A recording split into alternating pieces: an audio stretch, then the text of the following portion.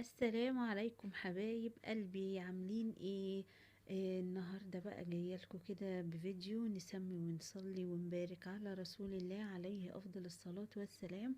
كل سنة وانتم طيبين ويعود عليكم الايام بخير.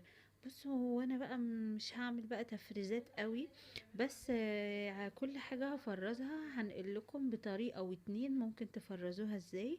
يمكن طبعا احنا بالنسبة لي انا كده اتأخرت قوي على التفريزات، بس اكيد مع الانشغالات والوقت اي حاجة كده بلاقيها اسعارها بقت حلوة وبتنزل فبجيبها. طبعا انا عندي الفاصوليا، بصوا بقى فاصوليا قمر، يعني فاصولياية مش قادرة اقول لكم تقولوا عليها زي الفول الاخضر. بصوا، شايفين جميلة جدا جدا. طيب انا عندي دلوقتي الفاصوليا ليها طريقتين للتفريز. في تفريز ان انتي بتغلي غلوة والمية ممكن بتحطي فيها سنة الكربوناتو بتاعتك علشان تحافظي على اللون الاخضر الجميل ده. وفي طريقة اللي هي احلى من كده بكتير، انك اما تجيبي خضارك اغسليه، سيبيه ينشف، يعني انا دي غسلاها وهي نشفت خلاص، وتبتدي تقطعيه وتحطيه في اكياسه. عمر ما حاجة طالما سايبة الخضار زي ما هو كده من غير ما يخش عليه اي حاجة ولا حتى مية، تكون لمسته عمر طعمه ولا لونه هيغيره. طبعا احنا مش هنفرزه كتير، ده كل سنة وانت طيبة اكيد هيخلص في رمضان. لو عايزة ان شاء الله بقى بعد رمضان وحاجات تقعد معاكي فترة اطول، فده هيقعد بالطريقة دي من السنة للسنة. طيب، ايه رأيكم بقى في الفانوس ده؟ هاتوا كده كوبايات كده لولادكم، كده الفوانيس الحلوة دي اسعارها جميلة.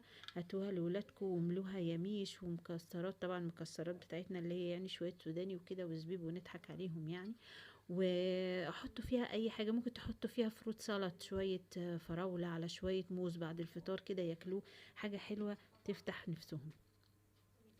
دي بالنسبة للفاصوليا. وبرده بالنسبة للبزلة انا عملتها بنفس الطريقة، اللي عايز ينزلها في مية سخنة وبعد كده يطلع يصفيها ويحطها في شوية مية ساقعة عشان يوقف طبعا عملية السوى وتبرد تماما، وبعد كده يدخلها الفريزر. انا عملت البزلة بنفس طريقة الفاصوليا.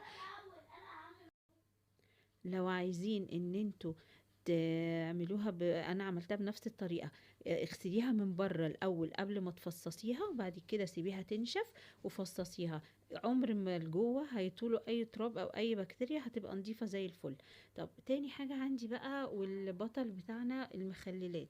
بصي المخلله بصي عامل ازاي اللفت، شايفه؟ طبعا غسلاه ومنضفاه ومخلياه زي الفل وسبته ينشف. يعني سيبي الحاجة بقى 3 4 ساعات تنشف كده براحتها.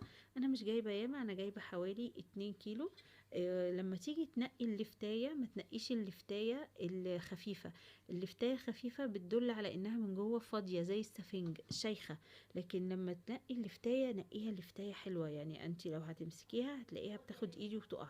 اللفتاية تقيلة. انا مش جايبة ياما، هاتي اول باول، وطالما الحاجة في السوق معاكي مفيش مشكلة. وهنعمل برضو الجزر مع بعض برضو بنفس الطريقة. اغسليه من بره، قشرته كويس، قشريها. قطعي، عايزة تبشري كيس ابشري، عايزة تعملي مكعبات اعملي. معظم الخضار هي دي طريقته، واي حاجة هفرزها هحاول ان انا انقلها معاكي اول باول. كده انا قطعت الفاصوليا بتاعتي، هقسمها بقى على كيسين 3. انتوا عارفين كل سنه وانتم طيبين في رمضان. مش مستحب بقى ان انت تعملي الاكله وتقعد 3 4 ايام. انت لو كل يومين هتعملي كيس خضار معين وترجعي تكرريه تاني احسن بكتير. ودي كانت اسهل طريقه. الفاصوليا هاتيها اغسليها سيبيها تنشف كويس جدا جدا وهتحطيها في الكيس. وبعدين نصيحه، لو انت اضطريتي تشتري اكياس جاهزه من بره، يبقى لما تيجي تمسكي الكيس الخضار المجمد الجاهز رجيه. لو لقيتيه كده في ايدك، سمعتي صوته كده جوه الكيس حلو كده وكل حبايه متفرطه، اعرفي ان ده ما تخزنش كذا مره وما فكش، وتخزن تخزن بطريقه كويسه. لكن الكتله الواحده ده لا، ده كان مثلا متخزن بميه وكمان جمد وفك وتخزن تاني، فده بعيدي عنه تماما حتى لو لسه يعني حديث الصلاحية. خدي الطازة، او عموما خدي اللي تمسكي الكيس كده تلاقيه متفرط من جوه. وان شاء الله اي حاجة هنعملها مع بعض هنخلي لسه اللفت مع بعض، وهنشوف برضو هنخلله ازاي. تاني معانا بقى حاجة اللفت القمر اللي انا وريته لكم اللي شطفته. قطعته، بتقطعيه بالطريقة اللي انت عايزاها، مكعبات بالطول، بتجيبي كده اللي هي اللي بتقطع فبتعمل شكل كده للجزر واللفت براحة راحتك. انا عن نفسي قطعته وحطيت عليه ملح وسبته حوالي ساعتين. بصي بقى الميه هنا عندي، بصي الميه شايفه، شايفه نزلت منه ميه، دي ميه المراره بتاعته شايفه. هنخللوه كده زي ما هو، واللون القشره دي طبعا احنا غسلينها كويس، هي دي اللي هتديني اللون، ولا بجيب بنجر ولا اي حاجه. عايزه تحطي ربع بنجرايه، ربع بنجرايه مفيش اي مشكله. او ممكن في طريقه تانية، الميه اللي انتي بتغليها وبتطلعي منها الميكروبات وتسيبيها، تحطي فيها ربع بنجرايه، اضربيها في الخلاط وبعد كده صفيها، هيبقى معاكي لون شرباتي جميل وصافي.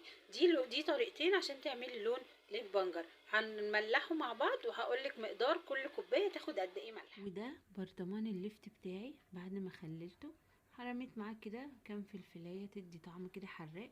طيب عملت ايه؟ زي ما احنا عرفنا ان احنا كنا سالقين كنا غاليين الميه وسايبينها تهدى علشان اي بكتيريا.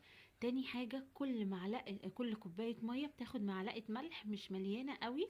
يعني انا هنا استخدمت حوالي 8 كوبايات 2 لتر من الميه، حطيت عليهم 7 كبار او 8 متوسطين، وحطيت حوالي ربع كوباية خل، ورشة بقى السكر بتاعتك معلقة حلوة كده تخليه مقرمش لآخر حباية عندك في البرطمان.